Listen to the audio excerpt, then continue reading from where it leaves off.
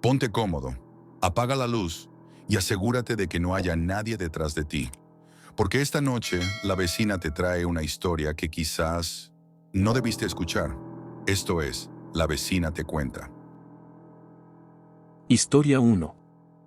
Fortuna envenenada. Nunca pensé que el destino pudiera cambiar en una sola noche, y mucho menos con algo tan peligroso como una tabla de Ouija. Todo comenzó una madrugada, cuando el aburrimiento y la desesperación por mis problemas económicos me llevaron a encender unas velas y sacar aquella tabla polvorienta que había comprado en un mercado de antigüedades. No la usaba desde hacía años y siempre la guardé como un objeto curioso. Pero esa noche sentí la necesidad de preguntar por mi futuro. Encendí las velas, puse los dedos sobre el vaso y con voz temblorosa dije: ¿hay alguien aquí? El vaso comenzó a moverse, primero lento, luego más rápido, hasta señalar sí. Me quedé helado, pero decidí seguir. Pregunté lo que más me atormentaba: ¿voy a salir de esta miseria? El vaso se deslizó marcando una palabra clara: lotería. Me reí nervioso pensando que era una burla, pero al insistir, el vaso comenzó a marcar números, uno tras otro, hasta completar una serie. Los apunté en un papel tembloroso, sin dejar de mirar cómo el vaso se movía con una precisión escalofriante. Al final, la tabla escribió una última palabra: paga. Guardé el papel como un tesoro. Al día siguiente, apenas amaneció, compré el billete con esos números. Pasé los días con ansiedad, y cuando finalmente dieron el sorteo, casi me desmayo.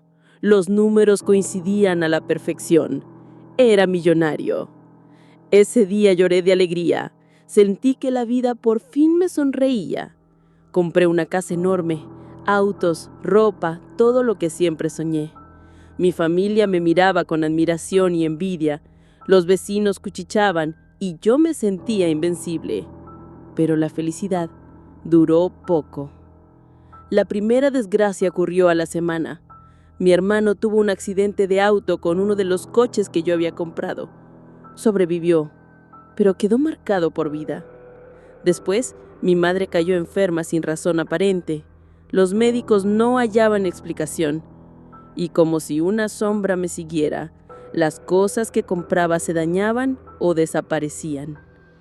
El dinero parecía traer consigo una cadena de tragedias. Las noches se volvieron insoportables. Oía pasos en mi casa nueva, susurros en mi oído que me decían: paga, paga lo que debes. Al principio pensé que era mi imaginación, pero cada vez se hicieron más intensos. Una madrugada desperté con el vaso de la Ouija sobre mi pecho, aunque yo lo había guardado en un cajón bajo llave. Fue entonces cuando entendí: aquel dinero no era un regalo, era un pacto. La palabra paga no era una advertencia cualquiera, era el precio.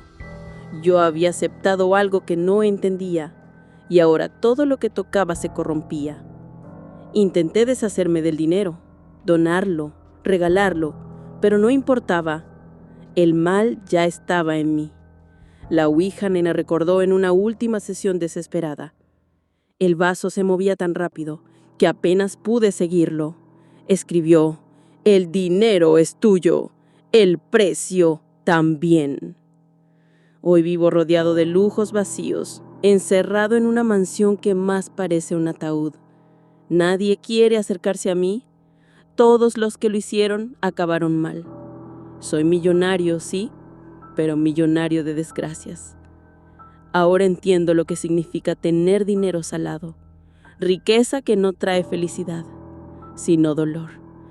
La Ouija cumplió su promesa, me dio la lotería, pero también me encadenó a un destino del que nunca podré escapar. Historia 2. Venganza de sangre. Siempre pensé que mi familia, Con todos sus defectos, era unida. Pero todo cambió la noche en que mi primo apareció muerto. Dijeron que había sido un asalto, un crimen sin resolver más en la ciudad. La policía cerró el caso rápido, pero dentro de mí algo gritaba que no era así. Había demasiadas cosas que no encajaban. Durante meses no pude dormir. El recuerdo de su risa, de las bromas que hacíamos de niños, me perseguía. Y con cada insomnio la desesperación crecía. Fue entonces cuando recordé la tabla de Ouija que guardaba en un cajón desde hacía años. Siempre la tuve por curiosidad, pero jamás me atreví a usarla en serio. Esa noche la saqué con el corazón latiendo como un tambor. Encendí velas y puse mis dedos sobre el vaso. Con voz entrecortada pregunté, ¿hay alguien aquí? El vaso se movió. Sí. ¿Eres tú, primo? La respuesta fue clara. Sí. Las lágrimas me nublaron la vista, pero no dejé de preguntar. Quería saber la verdad, aunque me destrozara. ¿Quién te hizo esto? ¿Quién te quitó la vida? El vaso comenzó a moverse, letra por letra, hasta formar un nombre que me arrancó el aire de los pulmones. Era un familiar cercano, alguien que yo veía en cada reunión, que abrazaba con confianza. Era mi tío, su propio padre. No podía creerlo. Repetí la pregunta varias veces, esperando que el espíritu se contradijera, que me dijera que estaba equivocado.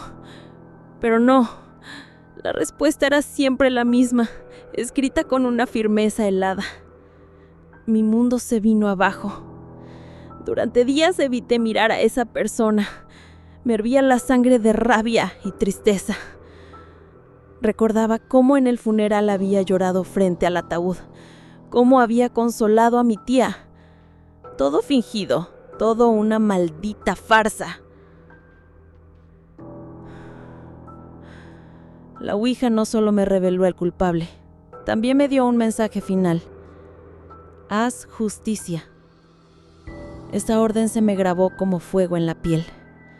No podía entregarlo a la policía, no había pruebas, solo la palabra de un muerto. Y sin embargo, yo sabía que era cierto. Con el corazón roto y la mente consumida, tomé la decisión más difícil de mi vida. Lo enfrenté en una noche silenciosa, en un lugar apartado, donde nadie nos escuchara. Al principio lo negó, pero cuando vio que yo lo sabía todo, su mirada cambió.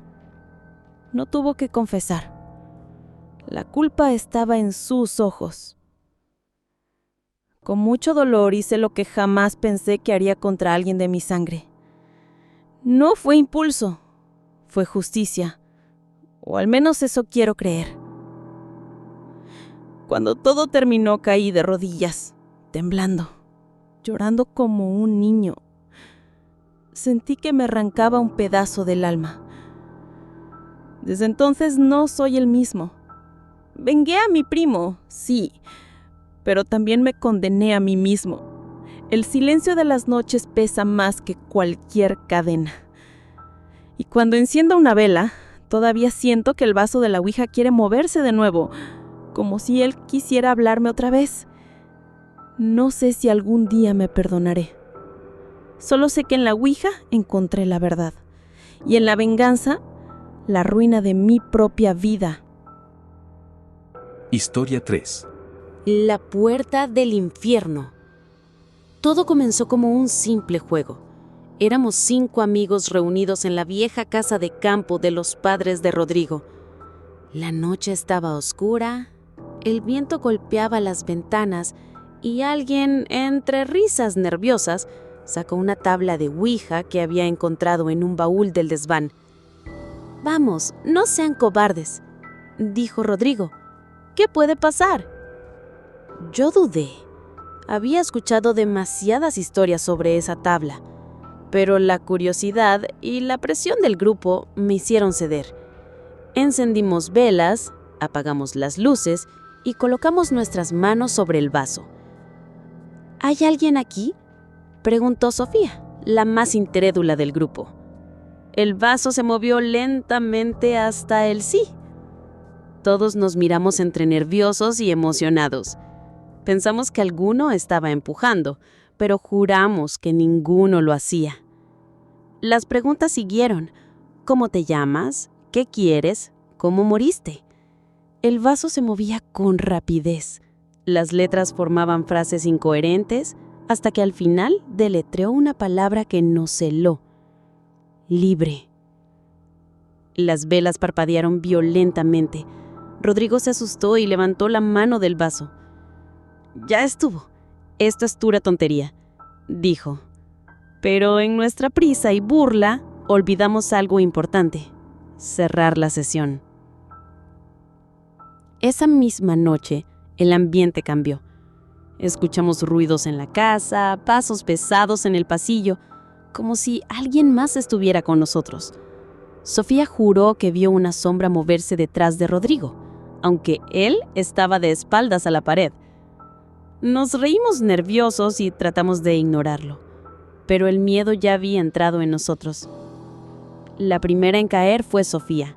Al día siguiente, cuando regresamos a la ciudad, nos llamaron con la noticia de que la habían encontrado en su cuarto, sin vida, con las manos crispadas y los ojos abiertos mirando al techo. En la pared había marcas profundas, como rasguños, formando un símbolo extraño. Al principio pensamos en casualidad, en una tragedia sin relación, hasta que pasó lo de Daniel.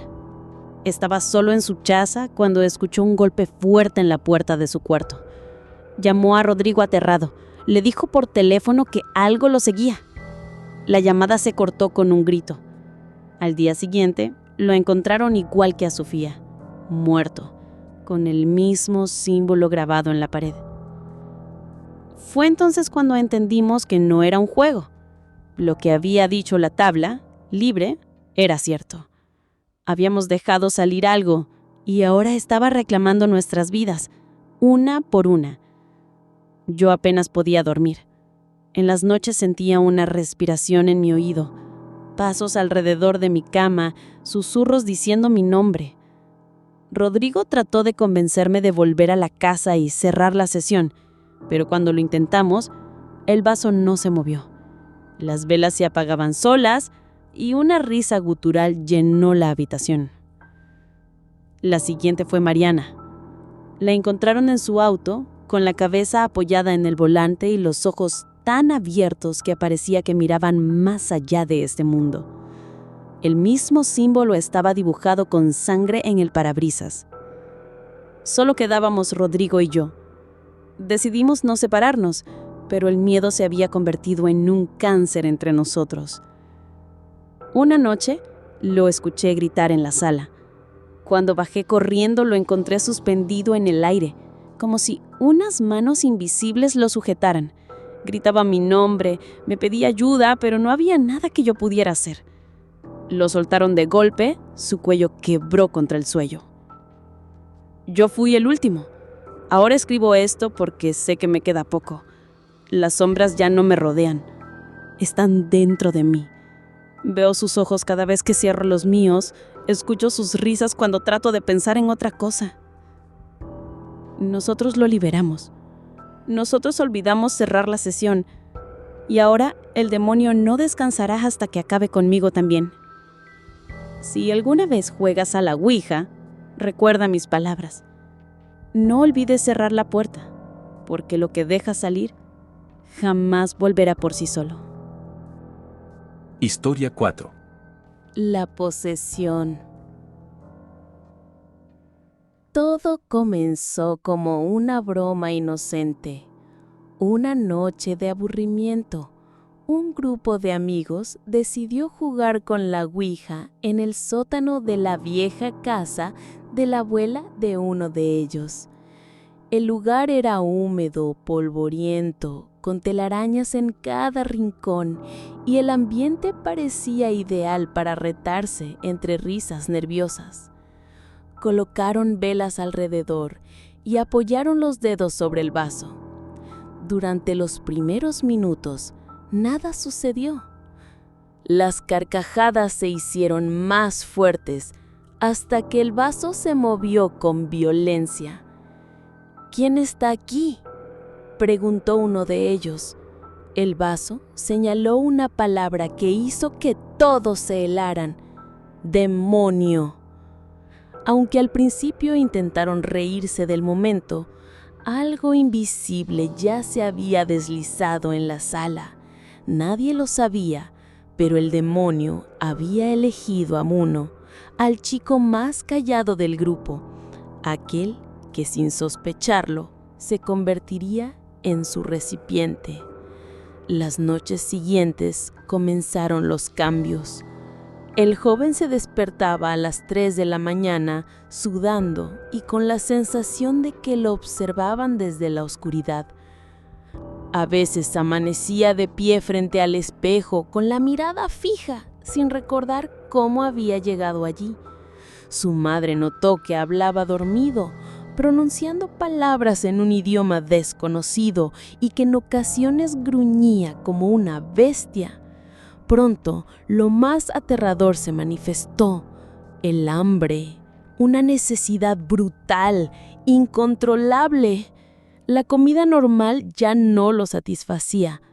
Una madrugada, sin conciencia de sus actos, abrió la jaula del conejo de su hermana.